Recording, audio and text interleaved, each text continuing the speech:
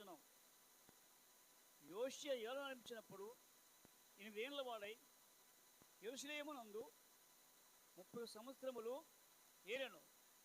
అతని తల్లి బొస్కాతు ఊరు వాడైన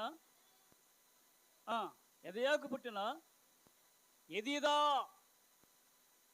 ఏమండి అంటే ఎదీదా అంటే ఎంత అర్థం అండి?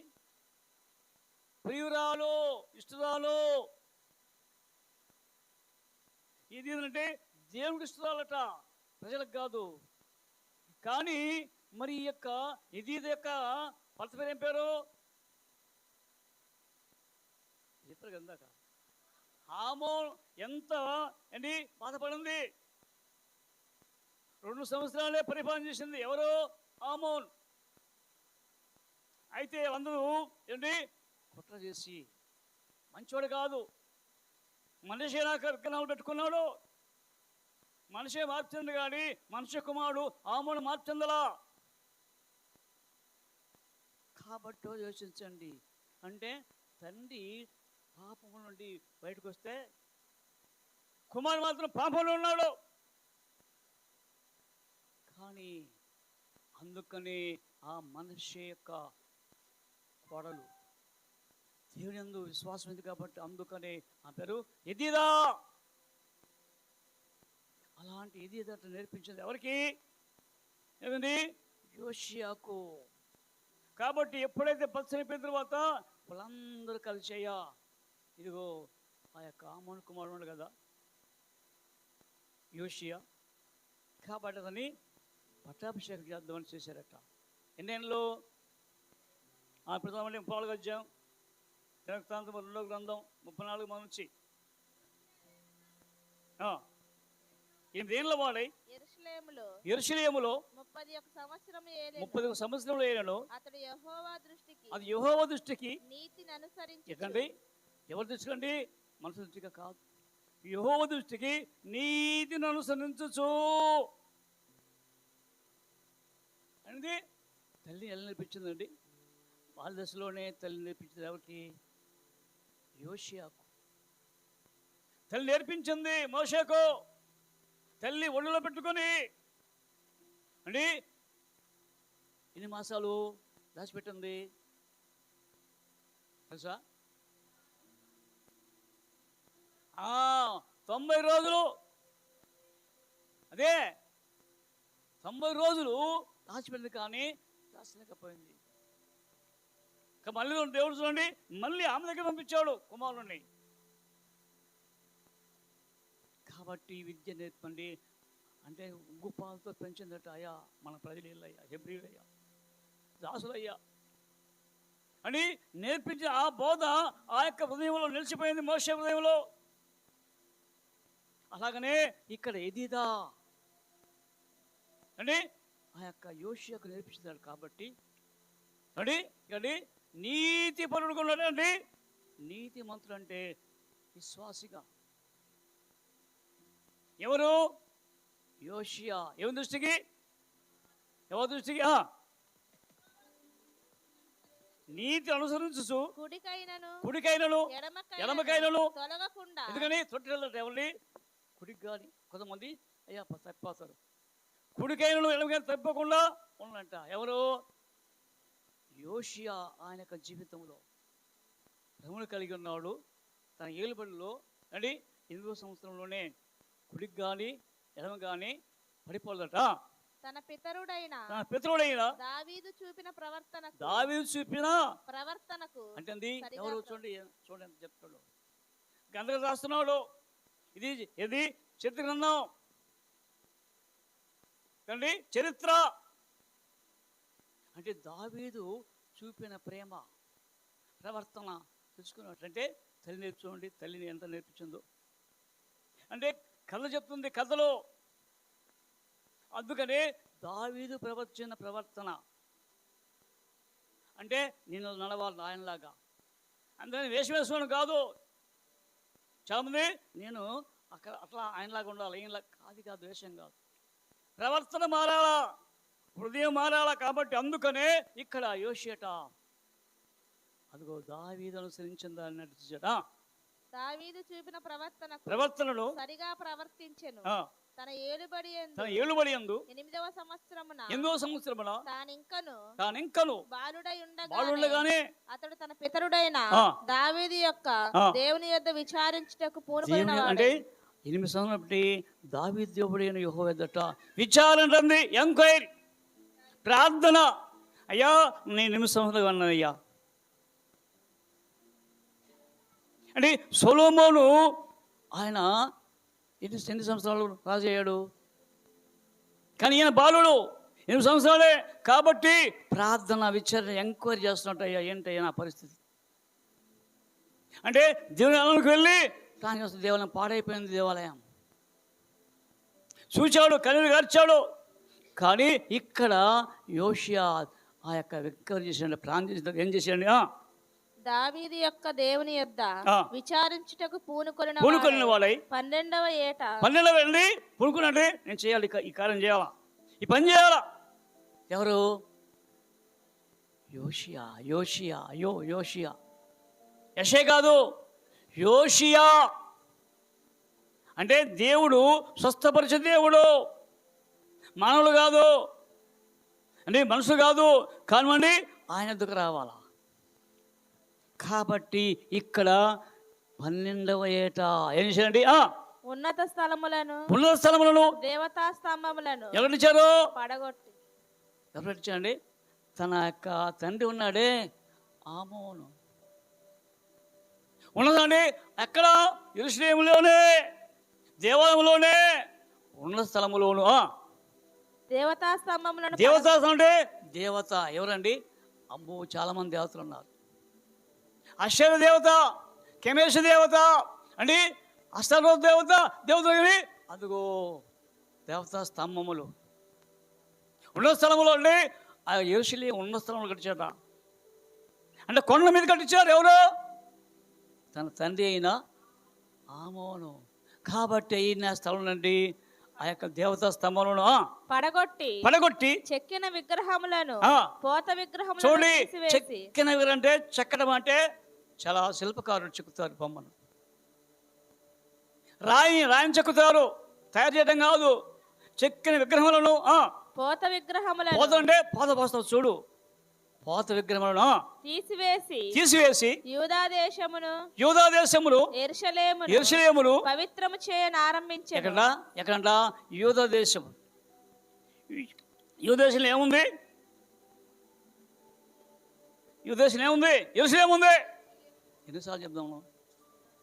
అంటే దేశం ఏమో కంట్రీ, అది యూదా దేశం. అంటే ఆ దేశంలో అంటే ఊరు ఇది యెరూషలేము. అంటే యూదా దేశం మొత్తం చుట్టుపక్కల నుండి విగ్రహం తీసేట. యెరూషలేమును పవిత్రపరచడానికి పూనుకున్నాడంటే ఏంటి? మందిరంలో ఇలా ఉండకూడదు, మంచిగా ఉండాలా. అంటే ఎంత ధైర్యం అండి. ఇదిగో నువ్వు దేవుని కలిగి కాబట్టి ఎదిదా చెప్పింది వెళ్ళు, ఏం కాదు, చేయి, సాధించు. నీ ప్రవర్తన అదిగో దావీదు ప్రవర్తనలాగా ఉంది కాబట్టి వెళ్ళు. అది వెళ్ళి మొత్తాన్ని పడగొట్టించాడు. ఏంటది? దేవతా స్తంభాన్ని. అంటే అవన్నీ విగ్రహాలు, చెక్కబడిన విగ్రహాలు మొత్తాన్ని వేసాడ, తీసేసి యూదా దేశమును యెరూషలేమును పవిత్రం చేయన ఆరంభించెను. అతడు చూచుచుండగా జనులు ఎవరండి? ఆ యొక్క యూదా దేశములో యెరూషలేములో దేవునట ఎప్పుడేది అని తీసాడో రాజుగారు, జనులు ఊరుకుంటారా?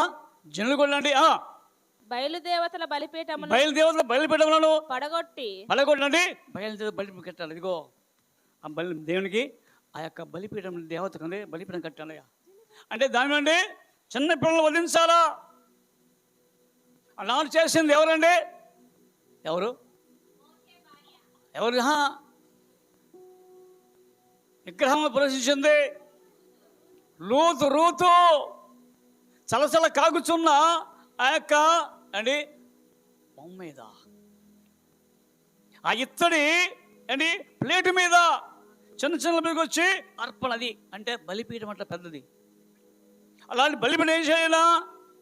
దేవతను పడగొట్టి వాటిపైన ఉన్న ఆ. సూర్యదేవతల ఎక్కడుందా? విగ్రహం ఏం పైన ఉండదా? సూర్యదేవత అంటే సూర్యుని ఆరాధించేవారట. ఏమున్నాయి? బలిపీఠం పైన సూర్యదేవత, సూర్యుడు. అంటే యేసుకు సూర్యుని తెలిసి కాదట. ఇక్కడంటే సూర్యదేవత అంటే విగ్రహం పెట్టాడు. దేవుడండి ఆయన సూర్యుడు కేవలమై ఉన్నాడని చెప్తున్నాడు దావీదు మహారాజు. అయితే ఇప్పుడండి ఆయన్నే పోయింది, ఈ దేవతను పోయింది విగ్రహం పూజిస్తారట. ఆ దేవత స్తంభాన్ని, సూర్యదేవతను, సూర్యదేవతల విగ్రహములను అతని ఆజ్ఞ చొప్పున నరికేయటమట. దేవతా స్తంభములను చెక్కిన విగ్రహములను. దేవతా స్తంభం అంటే గుడికి బయట ఉండే స్తంభం, దాని ధ్వజస్తంభం అంటారు. ఏమండి చూసారు ఎప్పుడన్నా? చూసారా? మరి హిందూ బయట ఉంటుంది. ఇత్తడితో ఉన్నది, ఇత్తడి ధ్వజస్తంభం అంటారు. అంటే చూస్తే బాగా ఆకర్షణ ఉంటుంది. ఇతడి తుప్పట్లదు కానీ అలాంటి శాస్త్రాలు పైన పెట్టి అలాంటి దేవస్థానం ఎరగొట్టి చెక్కిన విగ్రహములను పోత విగ్రహములను తుత్తినీలుగా కొట్టి, అంటే తుత్తునీలు కంటే మెత్తగా చేసి చూర్ణం అంటే పిండి చేసి వాటికి బలులు అర్పించు వారి సమాధుల మీద. బలు అర్పించి ఎవరు చనిపోయారు? చాలా మంది. ఎవరు చనిపోయింది? వాళ్ళు అర్పించే యాజకుడు. చనిపోయిన వాళ్ళ యొక్క సమాధులు ఉన్నవి. ఆ సమాధులు వెళ్ళి ఈ చల్లేరట, తీసుకెళ్ళి సమాధుల మీద చల్లివేసి బయలుదేవత యాజకుల శల్యములను బలిపీఠముల మీద అతన్ని కాల్పించి యూదాదేశమును యెరూషలేమును పవిత్రపరచెను. ఎక్కడి?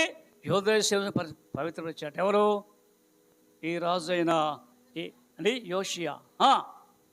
ఆ ప్రకారము అతడు మనష్షే, ఎఫ్రాయిము, షిమ్యోను దేశముల వారి పట్టణములలోను నఫ్తాలి మన్యమునందును చుట్టుపట్లనున్న పాడు స్థలములన్నిటి. మనష్షే, ఎఫ్రాయిము చేశాడు? విగ్రహం చేశారు. ఈ ఎఫ్రాయిమే 10 గోత్రాలకు లీడర్ కాబట్టి మనష్షే, ఎఫ్రాయిము, ఇంకా షిమ్యోను దేశముల వారి షిమ్యోను కత్తిపెట్టి పొడిచాడు. ఎవరిని?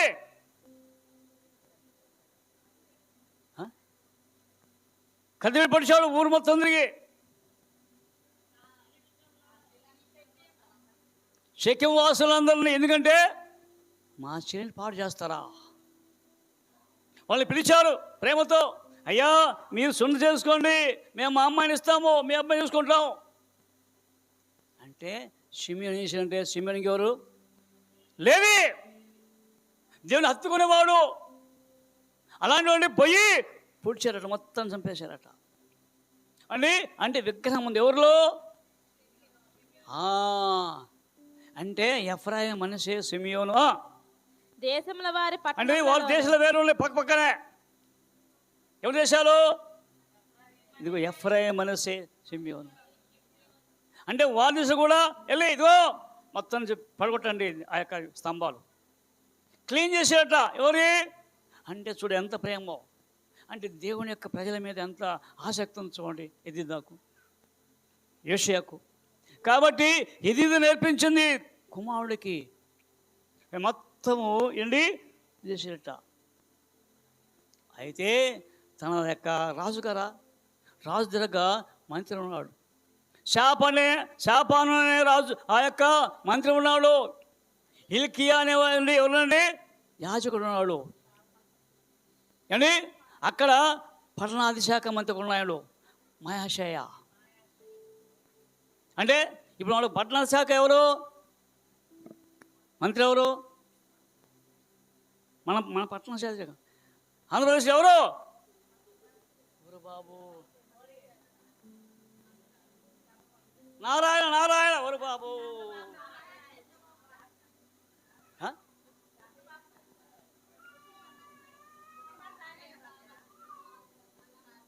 పట్టణాభివృద్ధి శాఖ మంత్రి, మున్సిపాలిటీ శాఖ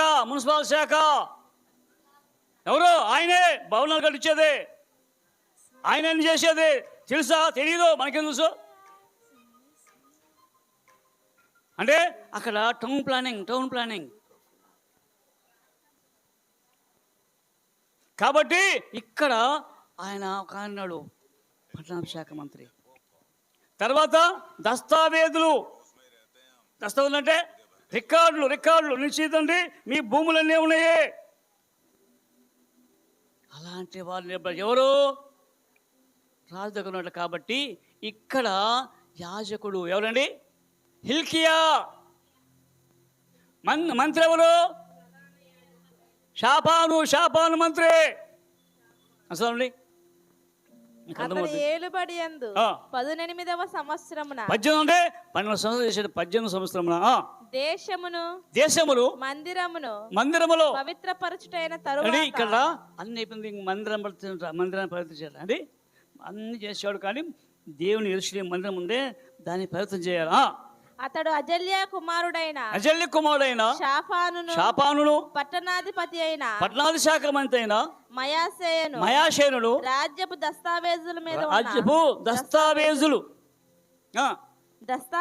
మీదనున్న యెహోహాజు కుమారుడైన యోవాహాజు తన దేవుడైన యెహోవా మందిరమును బాగు చేయుటకై పంపెను. ఎవరిని నలుగురు పంపించాడట. ఎక్కడికి? మందిరంలోని. మందిరంలో ఎవరున్నాడు? ప్రధాన యాజకులు. ఎవరు? లేవీలు, ద్వారపాలకులు ఉన్నట్టు లోపలికి వెళ్ళారట. అయ్యంటే మేము మందిరాన్ని పరిచయంటే అప్పుడు వీళ్ళు లోనికి వెళ్ళారు. ఎవరు? ఈ నలుగురు లేరట. మొత్తం చెప్పేట ఇదిగో మొత్తం క్లీన్ చేయండి, అసలు మందిరంలోని నిషేధం తీసేయండి. కాబట్టి ఈ దినాన ఆ మందిరంలో నిషేధం ఉంది. కానీ మన మందిరంలో ఏమున్నాయి అంటే ఇది కాదండు, ఇది కాదు. మన హృదయం మందిరం చూస్తున్నాడు ఈ రోజున. ఆనాడు యోషియా చూసి అమ్మో మందిరం పాడైంది ఏడ్చాడట. క్లీన్ చేయండి ఏంటి మందిరములో అవన్నీ క్లీన్ చేయమని అంట. చేస్తున్నారు చాలామంది చేస్తున్నారు. లేవీలు, ద్వారపాలకులు అంటే వాళ్ళని నియమించదిగో ఇదిగో శిల్పకారులు. ఎక్కడైతే ఇదివరకైతే ఆ యెరూషలేము దేవాలయం పడగొట్టారో, ఎక్కడైతే యూదా వారు యెరూషలేము కట్టించిన ఆ పాడైపోయిన దూలాలు తీసేసి కొత్త దూలాలు కావాలా ఏర్పాటు చేశారట. మంచిది, బాగుంది. కానీ ఏమిది? అదిగో ద్రవ్యం తీసుకొచ్చారు. అది ద్రవ్యం అంటే డబ్బు. కాబట్టి ఇదిగో శిల్పకాలకి ఇవ్వండి. నమ్మకం వల్ల నమ్మకం పని చేస్తారు దేవుని యొక్క పని మందిరాన్ని. అయితే మందిరమును క్లీన్ చేస్తుండగా చూడండి 12 వచ్చినాం. ఆ మనుషులు ఆ పనిని నమ్మకంగా చేసిరి. వారి మీద ఎవరు? ఆ మందిరంలో అప్పగించారు పని, నమ్మకం పని చేశారట. పై విచారణకర్తలు ఎవరనగా మెరారీలైన లేవీయులకు యహాతు, ఒబద్యా అనువారు, పని నడిపించుటకు ఏర్పడిన కహాతీయులకు జకర్యా, మెషుల్లాము అనువారును, లేవీలలో వాద్య ప్రవీణులైన వారు వారితో కూడా. అంటే ఇలాంటి మంచి అంటే లేవీయులు అంటే వాయిద్యాలు వాయించేవాళ్ళు చేయండి వీళ్ళందరూ వచ్చారట. అయితే చివరికి ఏమందండి 15 వచ్చిన. అప్పుడు హిల్కియా యెహోవా మందిరమందు ధర్మశాస్త్రంలో గల గ్రంథము నాకు దొరికినని. అంటే హిల్కియా ఎవరైనా ప్రధాన యాజకుడు. మందిర చూస్తుంటే అన్ని పాడుతుంటే ద్రవ్యం దొరికింది, పైగా మోషే రాసిన గ్రంథం దొరికిందంట. మోషే అయ్యి నాకెందుకుంది? ఎందుకండి గ్రంథము ఏ గ్రంథం? దేవుని యెహోవా మోషే రాసిన నిబంధన అంటే ధర్మశాస్త్ర గ్రంథము. ఏదంట ఎవరండి? యాజకుడు హిల్కియా చూచాట. తీసుకొచ్చి మంత్రి అయినా షాపానికి ఇచ్చాడయ్యా, మంత్రి గారు నాకు దొరికిందండి. ఏంటది? ఆ గ్రంథాన్ని, ధర్మశాస్త్రాన్ని, అల్లా చూచాట. ఎవరు? ఆ యొక్క హిల్కి తీసుకొచ్చాట. హిల్కి ఏం చేశాడు? ఆ షాపాన్ ఏం చేశాడు? షాఫాను ఆ గ్రంథమును రాజునొద్దకు తీసుకొని పోయి. ఎందుకని? మంత్రి కదా, కాబట్టి రాజు తీసుకెళ్ళాడు. ఆ గ్రంథం తీసుకుని పోయి రాజుతో ఇట్లనెను, రాజుతో ఇట్లను, నీ సేవకులకు అయ్యా నీ సేవకులకు నీవు ఆజ్ఞాపించినది నీవు ఆజ్ఞాపించినది వారు చేయుచున్నారు. యెహోవా మందిరమందు దొరికిన ద్రవ్యమును, అయ్యా యెహోవా మందిరం ద్రవ్యం, డబ్బు యెహోవా మందిరం దొరికిన డబ్బును ద్రవ్యమును వారు పోగు చేసి పై విచారణకర్తల చేతికి, అంటే పై అంటే ఎవరైతే ఎంక్వైరీ చేస్తున్నాడో పని సూపర్వైజర్ అప్పించేట, అయ్యా వచ్చామండి, రైట్ మంచిదా, పనివారి చేతికి దాన్ని అప్పగించి ఉన్నారు. మరియు యాజకుడైన హిల్కియా నాకు ఒక గ్రంథము ఇచ్చెనని, అయ్యా నాకు గ్రంథం ఇచ్చాడు ఒకటి. ఎవరు? హిల్కియా ఇచ్చాడు, గ్రంథం ఇచ్చాడు నాకు. రాజు ఎదుట మనవి చేసుకొని శాస్త్రియకు శాపాను రాజు సముఖమున దాని నుండి చదివి వినిపించెను. ఇక శాపాను శాస్త్రి అంటది, శాస్త్రి అంటుంది. ఈ మొత్తం చదివాడు బైబిల్ మొత్తం, శాస్త్రులు పరీక్షలు లేదా? శాస్త్రి అంటే వాడు చెప్పి అన్నీ కూడా అండి. అయ్యా ఈయనండి బ్రాహ్మణులు కొందాం మనం, కానీ ఈ శాస్త్రి చదివించినది శాపాను కుమారుడైన ఆ యొక్క అజల్య కుమారుడు శాపాను అండి. అది విప్పి చదువుతున్నాడు. అతడు ధర్మశాస్త్రపు మాటలు చదివి వినిపింపగా, ఇప్పుడు ఈ ధర్మశాస్త్రం వినిపించగా రాజు విని తన వస్త్రములను చింపుకొని, ఏం చదివాడు? ఏం చదివాడు? సంధానికి ఎందుకు ఏడుస్తున్నాడైనా? రాజుగారు అండి ఉన్నప్పుడు మంత్రి చదివాడట. అయితే మంత్రి చదివిన దాన్ని చూసి అండి కనులు కాస్తున్నారు. ఎవరు? ఎందుకు ఏడ్చేది ఆయనకు? ఎందుకు ఏడిపించింది? ఆ గ్రంథం చదువుతుంటే ఈయనకి లోపల ఆంతర్యం ఏముంది? ఆంతర్యము చాలా అమ్మా. హిల్కియాకును షాఫాను కుమారుడైన అహీకాముకును మీకా కుమారుడైన అబ్దోనుకును శాస్త్రియకు షాఫానుకును రాజుకు సేవకుడైన ఆసియాకును ఇలాగున ఆజ్ఞ ఇచ్చెను, మీరు వెళ్ళి దొరికిన ఈ గ్రంథములోని మాటల విషయమై నా కొరకును ఇశ్రాయేలు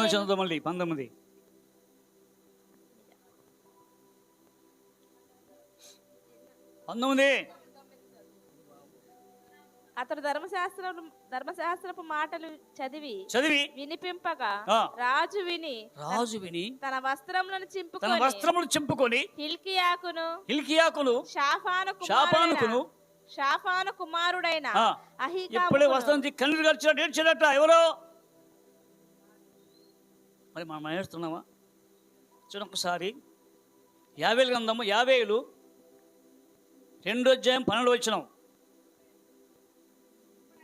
ఇప్పుడైనను మీరు ఉపవాసం ఉండి కన్నీరు విడిచుచు దుఃఖించుచు మనఃపూర్వకముగా దీని ఎదుగు రండి.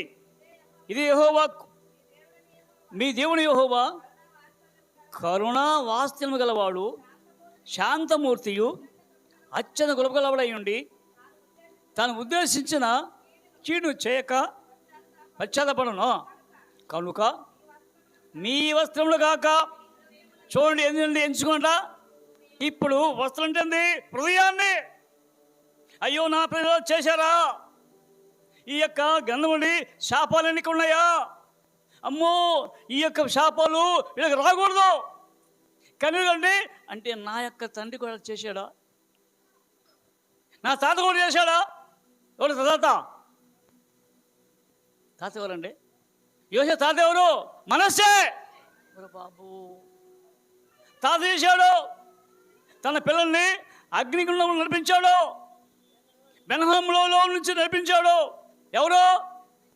మనస్సే. అంటే మనసు చేసిన వాడికి శాపము, ఆ మనుగు శాపము అని ఏడ్చాడట. అందుకనే హృదయం చింపుకున్నా అంటే మరి ఈ రోజున మనం చింపుకుంటామా? నీ గురించి, నీ ప్రజల గురించి, నీ యొక్క వంశం గురించి చెప్తే ఏం చేశావు? ఏడుస్తావా? కాబట్టి ఈ నలుగురు పిలిచి, అయ్యా మీరు వెళ్ళండి, ఒక ఆమె ఉంది రండి, ఒక ఆమె ఉంది, ఆ పేరు హుల్దా ప్రవక్తిని. ఎక్కడుంది? యెరూషలేములో ఉంది. యెరూషలేము యొక్క అది ఆ యొక్క ఒక పార్శ్వం అంటే పక్కన ఆమె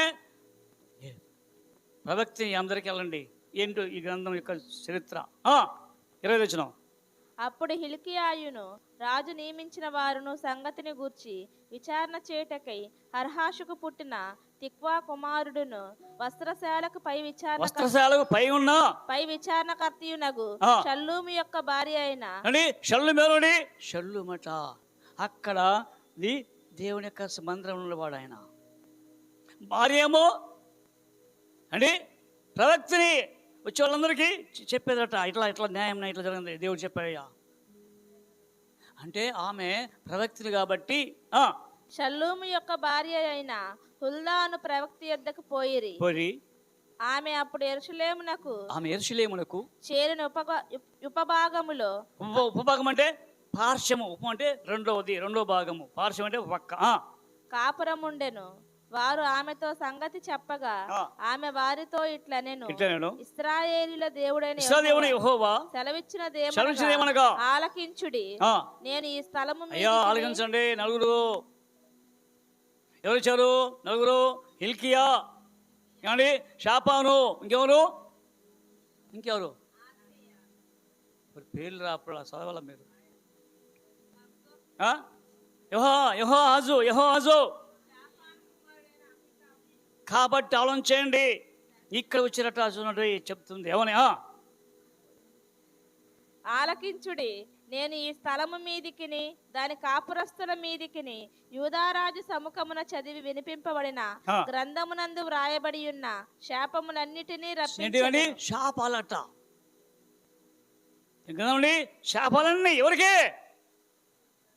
ఎవరైతే దేవుని మాట ఒక్కసారి ద్వితీయోపదేశకాండలో త్వరగా ద్వితీయోపదేశకాండలో 28వ అధ్యాయము 15వ వచనం నుంచి 15వ వచనం.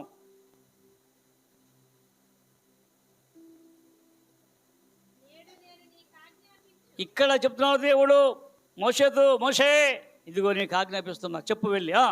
నేడు నీకు ఆజ్ఞాపించు ఆయన సమస్తమైన ఆజ్ఞలను కట్టడలను నీవు అనుసరించి నడుచుకొనవలెనని నీ దేవుడైన యెహోవా సెలవిచ్చిన మాట వినని ఎడల ఈ శాపములన్నీ నీకు సంభవించును. ఓ ప్రజలారా, అదిగో ఆ యొక్క 1 నుంచి 14 వచ్చిన వాళ్ళు దీవెనలే. ఇక్కడ నుంచి 15 నుంచి అన్ని శాపాలే.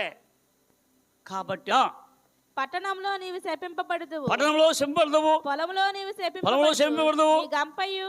కాబట్టి ఏం చదువుకోండి అంటే ఇప్పుడు నువ్వు పని చేసేది కూడా నీకు రాదు, పట్ల రాదు. శాపాలు. అందుకని ఏడ్చాడు. ఎవరండి? అమ్మో నా ప్రజలకా, నేను పరిపాలించే ప్రజలకా, ఈ ప్రజలందరికా, ఈ దేశంలో అందరికా అని ఏడ్చాడట. అయితే ఇక్కడ చెప్తుంది శాపాలమ్మాయి. అయ్యా సోమ్మ, వారు నన్ను విసర్జించి ఇతర దేవతలకు ధూపము వేసి తమ చేతి పనుల వలన నాకు కోపము పుట్టించి ఉన్నారు. ఇతర దేవతలు అంటే ఈ నేలు పెట్టి ఎవరిని అసలు దేవుని పెట్టి అంటే పారిపోతున్నాం. ఎక్కడికి? ఆ దేవత దగ్గరికి. ఇది అట్లే ఉంది అండి. సబ్బాదినాన్ని మానకూడదు, విశ్రాంతిని పరిశుద్ధం చేసేయాలా అంటే పారిపోతున్నాం. ఎక్కడికి?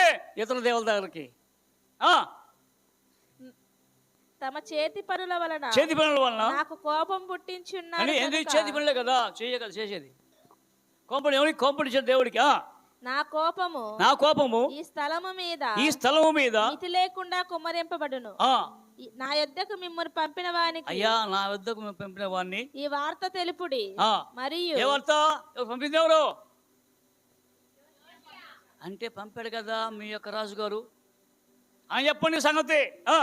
మరియు యెహోవా యొద్ద విచారించుడని మిమ్మును పంపిన యూదారాజుకు మీరు ఈ మాట తెలియజెప్పుడి.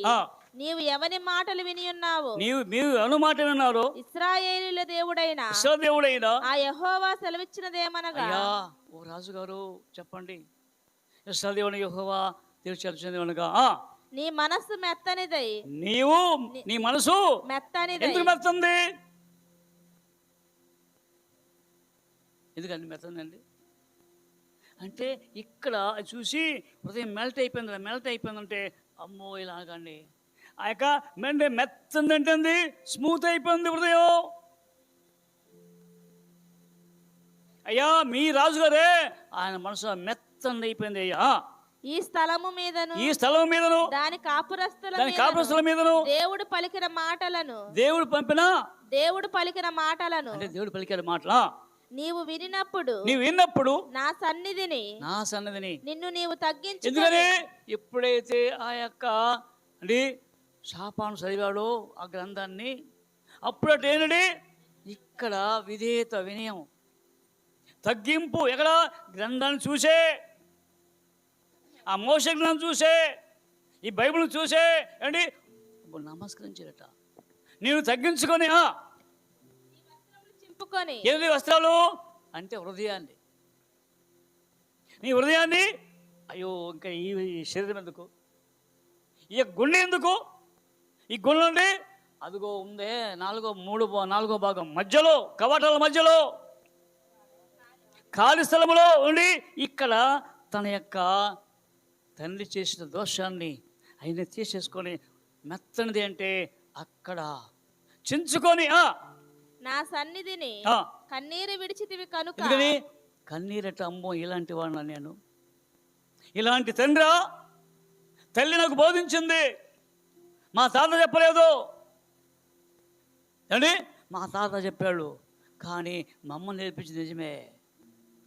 కాబట్టి ఇదిదట ఎంతో ప్రేమ కలిగి తన కుమారుడికి నేర్పించింది.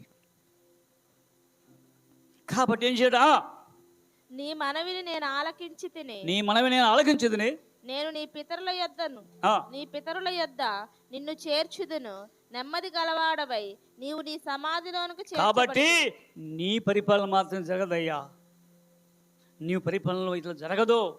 కాబట్టి నీవు జాగ్రత్తగా ఉండాలి. కాబట్టి మనండి మెత్తం చేయటం ఏం చేయట మనలో ఏమున్నాయి విగ్రహాలు ఉన్నవి. ఏ విగ్రహాలు తెలుసా? విగ్రహాలు ఈయన విగ్రహాలు తీసేసుకున్నాడు. మరి ఈ యొక్క ఉదయ కాలంలో అండి రెండో పునరుద్ధానంలో ఏం చెప్తావు నువ్వు? ఎందుకంటే మళ్ళీ వచ్చారని చెప్పుకుందాం, మీకు చెప్పి వెళ్తాం కొద్దిగా. చూడండి మార్కు సువార్త 7:21. మార్కు 7:21. లోపల నుండి అనగా మనుషుల హృదయం ఎక్కడ ప్రతి ఒక్కరి నుండి లోపల ఏంటి అన్నా